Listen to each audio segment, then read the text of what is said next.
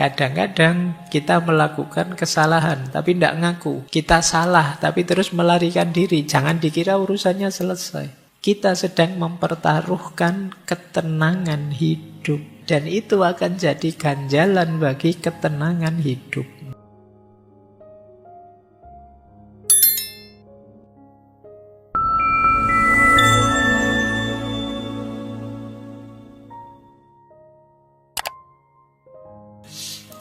Assalamualaikum warahmatullahi wabarakatuh. Bismillah, mari kita lanjutkan lagi ya ngaji kita. Baik, jadi yang pertama hidup senang, yang kedua mengendalikan keinginan. Yang ketiga kesederhanaan. Sederhana dalam pikiran-pikirannya Epikuros itu mungkin setara kalau dalam agama dengan konsep qanaah. Qanaah itu merasa cukup dengan yang sekarang saya miliki. Yo, saya tidak kaya, tidak punya macam-macam banyak hal, tapi dengan yang saya miliki sekarang itu saya sudah bahagia. Ini namanya qanaah. Kata Epikuros, kalau kita hidupnya qanaah dan tidak ingin mengejar sesuatu secara berlebihan, kita lebih mudah bahagia. Kenapa? Karena kebahagiaan itu lebih mudah dicapai dan lebih mungkin dinikmati. Ini seperti orang yang bilang bahwa bahagia itu ya sekarang dan saat ini. Dengan cara apa? Menerima dan mensyukuri apapun yang sedang kita hadapi dan kita miliki sekarang. Ini yang disebut hidup sederhana. Membiasakan diri hidup sederhana, kata Epikuros, membuat kita sehat dan membuat kita lebih berani menghadapi perubahan. Jadi ini menariknya hidup sederhana. Kadang-kadang kita itu kan secara tidak sadar hidup berlebihan. Hidup sederhana itu mungkin kita bisa kembali ke sesi dulu minimalisme. Kita itu kadang-kadang berlebihan. Loh, tambah banyak kepemilikan tentu saja kita tambah repot mengurusinya, merawatnya, menjaganya. Sehingga akhirnya kita sulit bahagia. Keinginan kita tidak ada batasnya. Jadi kalau kita tidak bisa qanaah, itu kan berarti kita ingin apa lagi. Itu problemnya kembali ke yang kedua tadi. Kita tidak bisa mengendalikan keinginan.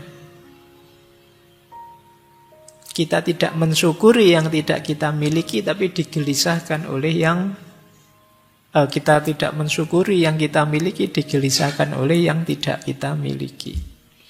Kata Epikuros, orang bodoh tidak puas dengan semua yang dimilikinya. Mereka menyusahkan hati dengan semua yang tidak dimilikinya. Kalau teman-teman sehari-harinya kok galau, mikir apa yang tidak teman-teman miliki, kata Epikuros ya ini, berarti teman-teman termasuk orang bodoh. Ada yang bisa kita nikmati karena sudah kita miliki, kita malah sibuk mencari yang tidak kita miliki. Wong kita sudah bisa senang, sudah bisa bahagia dengan yang kita miliki selama ini, masih mencari yang lain, yang tidak dimiliki. Yo, apalagi seperti ini kalau tidak disebut orang bodoh. Dilanjutkan oleh Epikuros, tidak mungkin ada kecukupan bagi orang yang menganggap cukup itu kurang. Bisa dipahami ya? Sebenarnya kalian sudah punya, tapi masih ingin lagi karena kepunyaan kalian anggap kurang, padahal sudah punya. Sudah ada, tapi kalian masih ingin ya. Kalau mentalmu seperti ini, ya tidak akan pernah ada kata cukup. Kalian sudah punya baju 20 di lemari. Itu pun tiap kali buka lemari, pakai baju apa ya? Saya tidak punya baju. Terus yang satu lemari itu buat apa? Kalau kalian tidak bisa merasa cukup dengan yang kalian miliki, ya tidak akan kalian pernah bilang cukup. Ini kata Epikuros. Pokoknya ada banyak mental seperti ini dalam diri kita selama ini. Kita merasa kurang saja, padahal sudah sangat cukup. Kata Epikuros lagi, kekayaan yang dibutuhkan oleh alam terbatas dan mudah diperoleh. Tapi kekayaan yang dibutuhkan oleh keinginan yang sia-sia meluas, tak terbatas. Kalau kita natural saja, memenuhi kebutuhan-kebutuhan dasar saja tadi, natural necessary tadi, itu gampang. Kan orang sering nyindir kita, alah ayam saja bisa makan meskipun dia tidak mikir macam-macam, berangkat dapat makan terus pulang dapat makan. Binatang saja bisa begitu, kok ada manusia yang sampai tidak bisa makan? Kenapa bisa begitu? Karena manusia tidak natural necessary tadi, keinginannya macam-macam. Kalau kayak binatang yang fokus natural necessary saja, yang dia inginkan basic dalam hidupnya pasti dapat. Sebenarnya kita juga pasti dapat kalau kita bisa mengklasifikasi kebutuhan kita. Baru ngelamar kerja itu pun sudah mikir, pokoknya tahun depan seharus sudah beli mobil, beli rumah, sudah menikah, sudah. Ya kamu stres sendiri. Pada akhirnya, kenapa? Keinginanmu tidak terkendali. Jadi padahal kalau kita yang alami saja, yang natural saja mudah. Yang sulit itu melayani keinginan kita. Perut kita itu tidak cerewet. Kalian isi nasi angkringan atau restoran mewah, dia terima kok. Apa dia pernah protes? Ah, ini angkringan balik baik, kan tidak begitu. Dia bisa, kita beri apa saja. Selera kita yang sering nawar. Keinginan kita yang sering protes. Jadi ini sindirannya Epikuros buat kita ya. Lanjut. Kata Epikuros, bukan kekurangan sebenarnya yang menyakitkan, tapi menanggung rasa iri yang timbul dari keinginan yang sia-sia. Kenapa harus diawali rasa iri? Ya karena biasanya keinginan kita jadi unnatural, tidak alami, juga unnecessary ketika kita melihat orang lain, membandingkan diri kita dengan orang lain. Sebenarnya yang kita miliki itu sudah cukup, tapi kita merasa kurang karena melihat orang lain. Padahal orang lain itu bukan kita. Mungkin standar mereka beda dengan standar kita, tapi karena kita melihat orang lain terus timbul rasa iri. Yang semula cukup kita anggap kurang. Akhirnya kita merasa tersakiti oleh itu. Kalian merasa jadi orang yang lemah, jadi orang yang malang, jadi orang yang tidak punya apa-apa. Padahal tanpa kalian bandingkan dengan orang lain, sebenarnya kalian kan sudah bisa hidup nyaman dengan yang kalian miliki saat ini. Jadi, apa tidak boleh Pak? Kita kaya, ya boleh saja. Cuma, kalau belum kaya, jangan membanding dengan orang lain yang menimbulkan rasa iri. Itu akan membuat kita sakit dan tidak mensyukuri yang kita miliki. Ini rumus ya, ini untuk agar kita bisa mengendalikan keinginan kita dan menerima apa yang sudah kita punya sekarang. Ini sumbernya ketenangan hidup. Karena temanya malam hari ini kan caranya hidup tenang. Lanjut, cara yang keempat. Kata Epikuros, ya untuk hidup tenang adalah mari hidup dengan tanpa kecemasan. Yang biasanya kecemasan itu sumbernya pikiran kita. Kata Epikuros, manusia telah lama tertindas oleh rasa takut yang membabi buta. Takut apa saja. Nanti beliau banyak membahas tentang takut kematian. Kata Epikuros, Lebih baik bagimu bebas dari rasa takut dengan berbaring di atas dipan.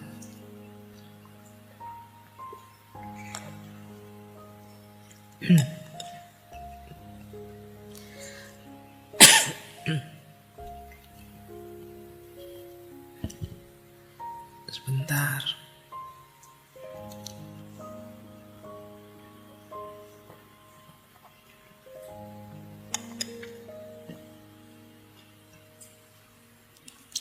Ini rumus yang tadi. Setinggi apapun filsafat, kalau tidak sehat,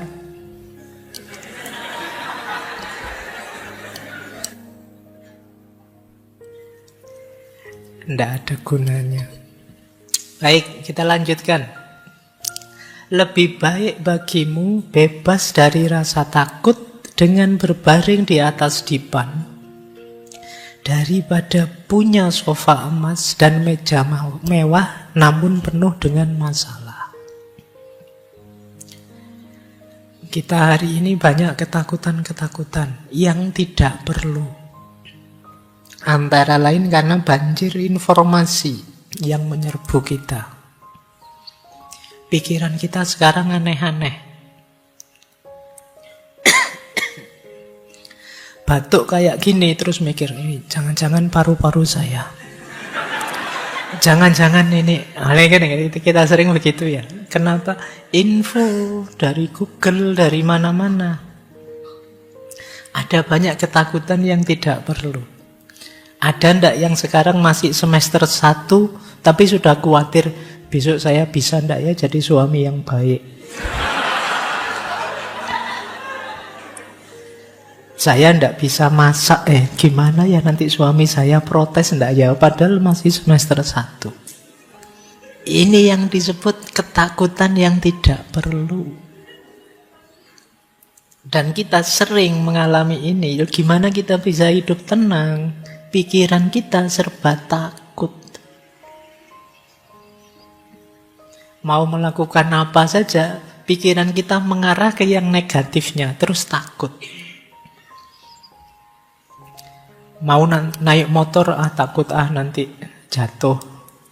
Mau ke kampus, takut nanti ketemu yang saya benci, yang kemarin nolak. Takut, macam-macam. Ada banyak ketakutan-ketakutan yang kata Epikuros tidak rasional.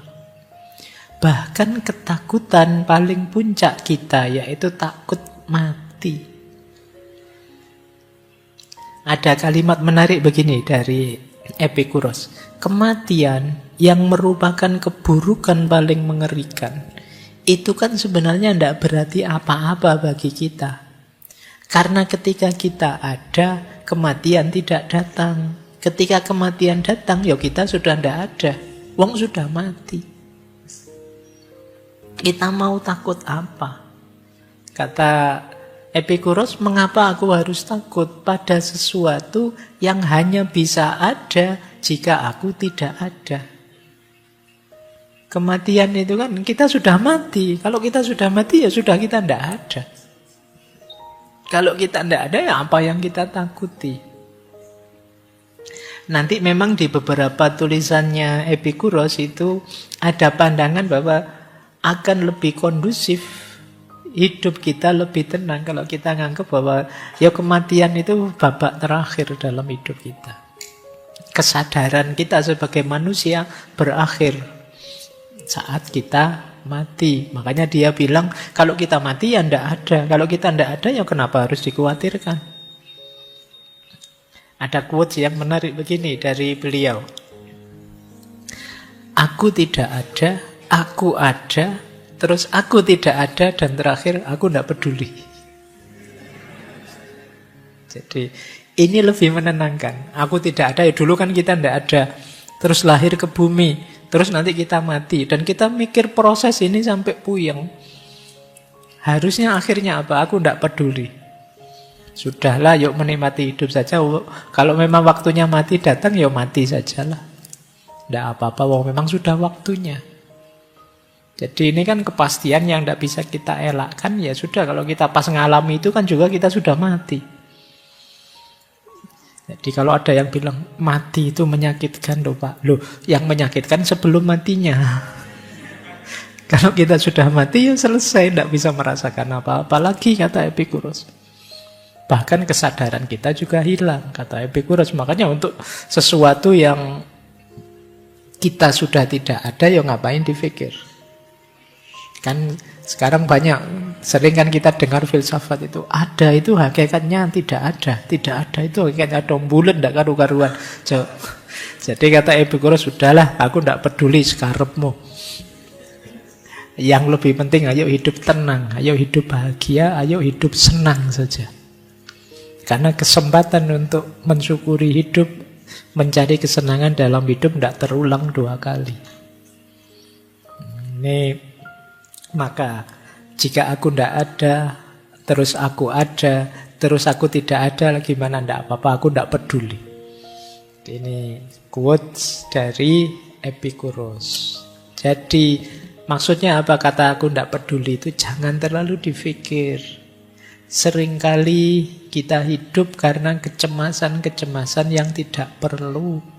Ya kalau dipikir negatifnya saja, kalian bisa tidak ngapa-ngapain. Mau belajar filsafat nanti, wah jangan-jangan nanti sesat ya Pak. Ya wis.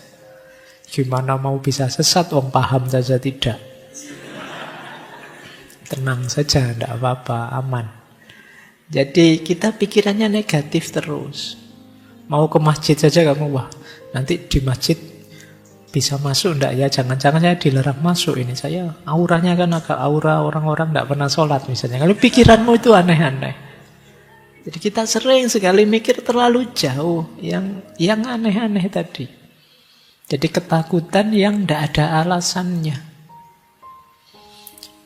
Baik, ya tentu saja akhirnya hidup kita tidak tenang. Ayo kita tenang. Kita tepis semua ketakutan-ketakutan kita. Biar hidup tenang. Ya memang hidup itu ada kesulitan, ada kegagalan, ada masalah, ada hal-hal yang tidak kita senangi. Tapi itu natural saja, alami saja. Tidak mungkin hidup kita positif, terus kadang-kadang juga negatif. Kita takuti atau tidak kita takuti, seperti itu polanya orang hidup. Oke, kita lanjutkan. Nah, ini termasuk yang beliau senangi, persahabatan. Sampai murid-muridnya pun dipanggil sahabat. Kata beliau, dari semua hal yang diperoleh kebijaksanaan untuk menghasilkan kebahagiaan hidup yang utuh, yang terbesar adalah kepemilikan persahabatan. Beliau bahkan menyebut antara perkawinan dan persahabatan itu lebih tinggi levelnya persahabatan. Persahabatan itu tingkat tulusnya lebih tinggi. Orang lebih cenderung mau berkorban, ikhlas untuk sahabatnya. Kalau dengan pasangan suami istri kadang-kadang masih ada pamrih-pamrihnya, masih ada harapan-harapan tertentu yang kalau tidak terpenuhi terus jadi masalah. Tapi kalau dengan sahabat tidak, dengan teman tidak. Kita kalau sama teman, kata Epicurus, mereka datang dan kita ngobrol ngalur ngidul bareng-bareng saja, itu sudah membahagiakan. Tanpa harus mereka membawa apa atau mereka menguntungkan kita apa, enggak. Maka kata beliau, sahabat itu posisinya lebih tinggi, termasuk dibandingkan ikatan pernikahan. Jadi tidak masalah kalau kalian nembak ditolak terus jawabannya kita sahabat saja ya. Ya. Itu berarti ingin level yang lebih tinggi.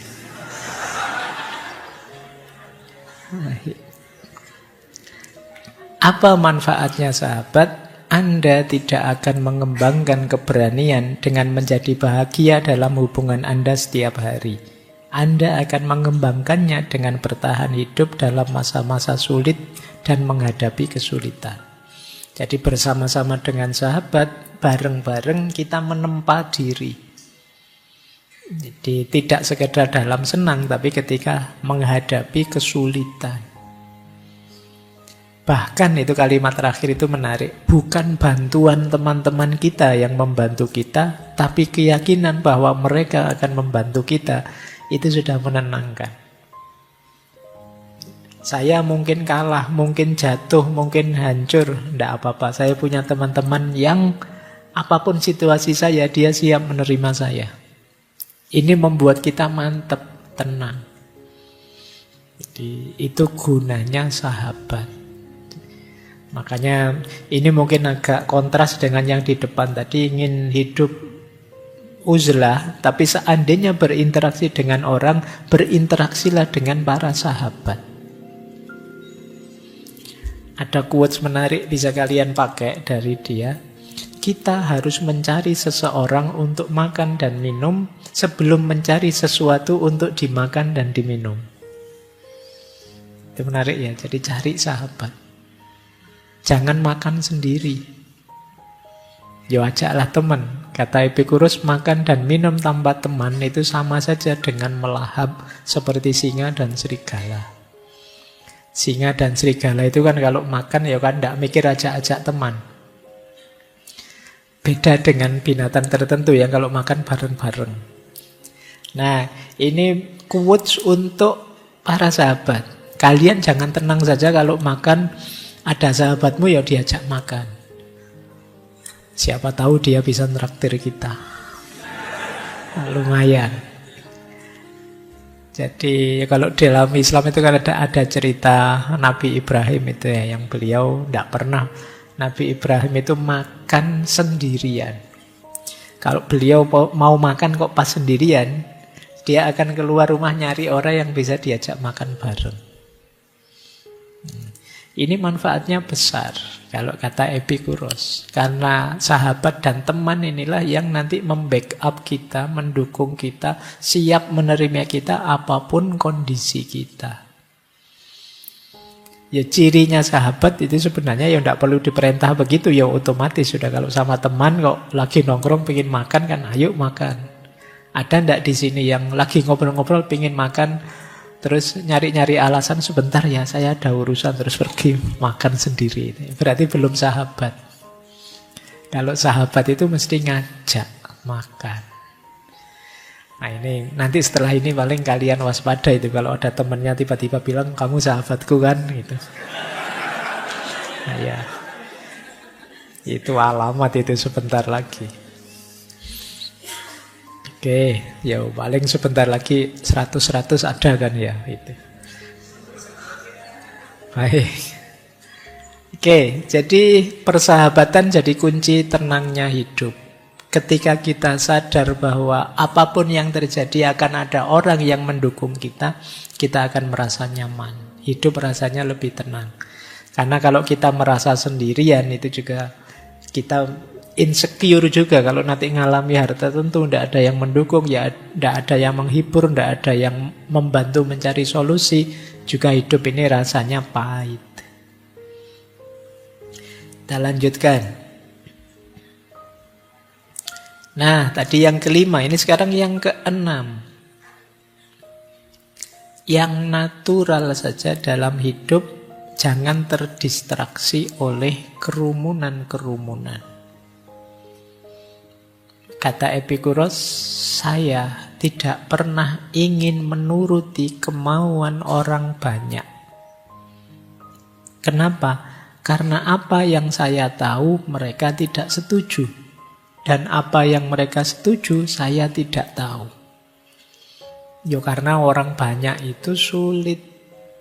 Kalau kita ingin menuruti orang banyak, yang satu bilang A, kita mau ke A, nanti yang lain bilang B. Ini kayak kemarin kita di herd mentality. Jadi mari kita penuhi saja keinginan kita. Yo mungkin sambil didukung, sambil bekerja sama dengan para sahabat kita tadi.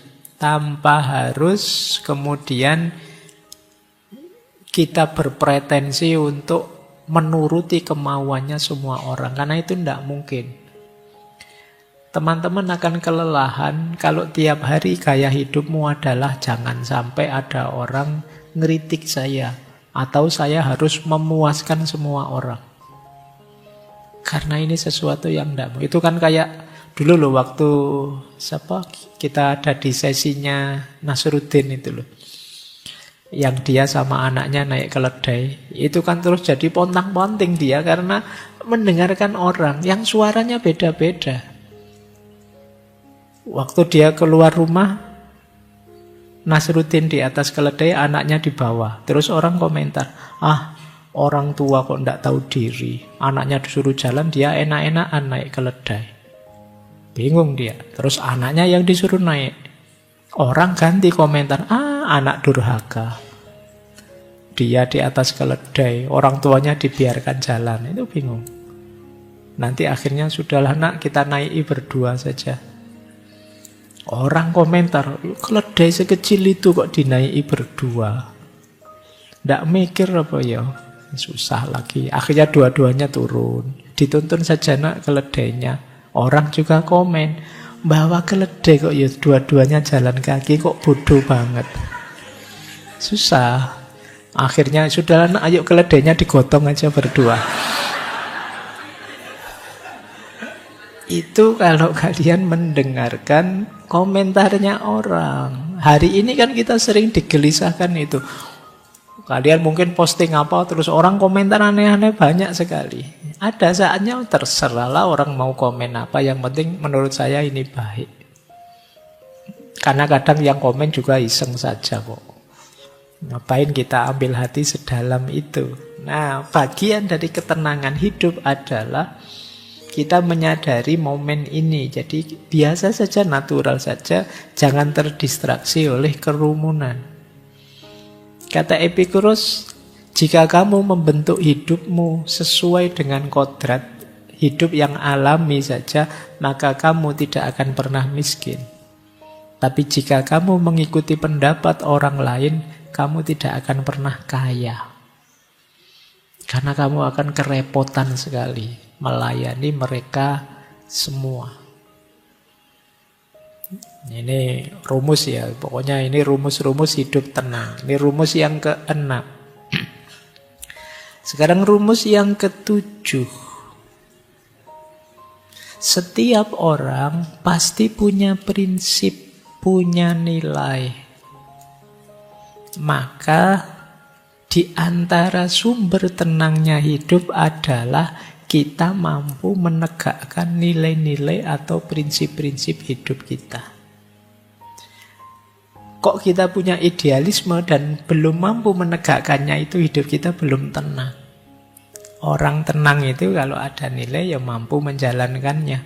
Kayak kalian misalnya yang muslim ya meyakini sholat itu wajib. Maka ketika kalian bisa menjalankan sholat sudah tenang. Kalau belum mampu menjalankan sholat, kalian masih gelisah. Maka ketenanganmu antara lain terjadi kalau kalian bisa menegakkan nilai hidupmu. Mungkin kalian punya nilai kejujuran. Begitu kalian bohong, pasti kalian tidak tenang. Karena nabrak dengan nilai yang kalian yakini. Jadi ketenangan itu akan lahir sesuai dengan kesungguhan kita menegakkan nilai. Makanya ini tadi yang quote sempat kita kutip itu loh.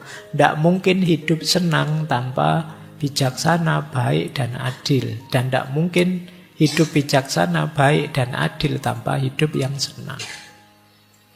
Jadi kesenangan, ketenangan itu bersyarat penegakan prinsip dan nilai. Beliau juga punya quotes begini. Kesenangan itu tidak jahat, tapi cara menghasilkan sebagian kesenangan itu ada yang mengakibatkan masalah yang besarnya berlipat-lipat daripada kesenangan yang diperoleh. Jadi wajar saja orang mengejar kesenangan, tapi kalau kita mengejar kesenangan itu dengan mengabaikan nilai, prinsip yang kita yakini, disitulah maunya kita kesenangan, tapi jatuhnya bisa kebalikannya. Jadi, keinginan kita, ayo kita penuhi, tapi tetap tidak mengabaikan nilai. Karena kalau kita mengabaikannya, kita mungkin tidak ketemu dengan kesenangan, malah ketemu dengan masalah. Jadi rumus akhirnya kesenangan itu di sini. Makanya beliau kemudian bilang, meski kita bisa mengelak dari hukuman, tapi orang yang melarikan diri tidak mungkin bisa hidup tenang. Karena mereka akan selalu ditakuti, ketakutan akan masa yang akan datang maupun masa kini. Kadang-kadang kita melakukan kesalahan tapi tidak ngaku. Kita salah tapi terus melarikan diri. Jangan dikira urusannya selesai. Kita sedang mempertaruhkan ketenangan hidup. Mungkin saja seluruh Indonesia tidak tahu. Tidak ada yang tahu selain para malaikat dan Allah saja. Tapi kalian juga tahu yang melakukannya. Dan itu akan jadi ganjalan bagi ketenangan hidupmu. Maka kata Epikuros, ya tidak bisa kalian mengabaikan nilai, mengabaikan norma. Karena begitu kalian nabrak itu, pasti kalian tidak tenang. Mungkin tidak ada orang tahu, tapi kalian sendiri yang melakukannya kan tahu. Dan itu akan jadi memorimu, dan itu yang akan memblokir ketenanganmu. Kadang-kadang kalau orang melakukan kesalahan ini itu kan ada di memorinya. Kadang-kadang kalau dia mengalami kesialan apa, ketidakberuntungan apa, itu selalu disambungkan dengan kesalahannya sebelumnya. Makanya orang yang mendapatkan musibah itu kan sering mengeluhnya itu, ya Allah, apa salahku ya, apa dosaku ya. Karena memang ingatan akan salah dan dosa itu jadi memori yang menghalangi ketenangan kita. Kita was-was terus, jangan-jangan salahku, dosaku ini nanti terbalas dengan hal yang lebih pahit, lebih buruk. Jadi ketika kita mengalami kepahitan itu kita sambungkan dengan ingatan kita akan dosa dan kesalahan kita. Nah, jadi kalau ada teman-teman ini, kita semua kan kadang punya aib yang ingin kita tutupi, punya dosa yang tidak ingin kita ceritakan ke siapa-siapa. Tapi jangan lupa, kalau kita tidak ingin bersih-bersih diri, kita hanya menyangkal saja dosa itu, salah itu, ya pada saatnya kita sedang mengorbankan ketenangan kita. Hidupmu tidak akan tenang. Ini mungkin teori yang banyak dipakai di drama-drama itu kan, kalau pas gegeran, ya kamu menzolimi aku sampai segininya, tunggu saja, ingat-ingat saja, nih, kamu tidak akan tenang hidupmu. Karena memang kesalahan dan dosa itu membuat kita tidak nyaman dan tidak tenang. Baik, saya kira itu dulu ya teman-teman, pelajaran tentang hidup senang dan hidup tenang. Jadi ternyata gaya hidup hedon versi Epikuros itu tidak seperti bayangan kita, yang orang hanya nyari senang saja, melampiaskan hasrat dan hawa nafsu saja. Ternyata ada banyak rumus biar ketika kesenangan kita dapatkan, ketenangan juga mengikutinya. Jangan sampai kita sudah senang-senang tapi pahitnya sampai akhir hidup kita tidak tenang. Saya kira itu. Minggu depan kita lanjutkan dengan belajar hidup tenang, hidup bahagia dari, kalau tidak salah, dari Ibnu Sina. Bagaimana akal sehat berhubungan dengan mental kita yang sehat atau jiwa kita yang sehat. Saya akhiri sekian, kurang lebihnya mohon maaf. Wallahul muwaffiq, wallahu a'lamu bissawab. Wassalamualaikum warahmatullahi wabarakatuh.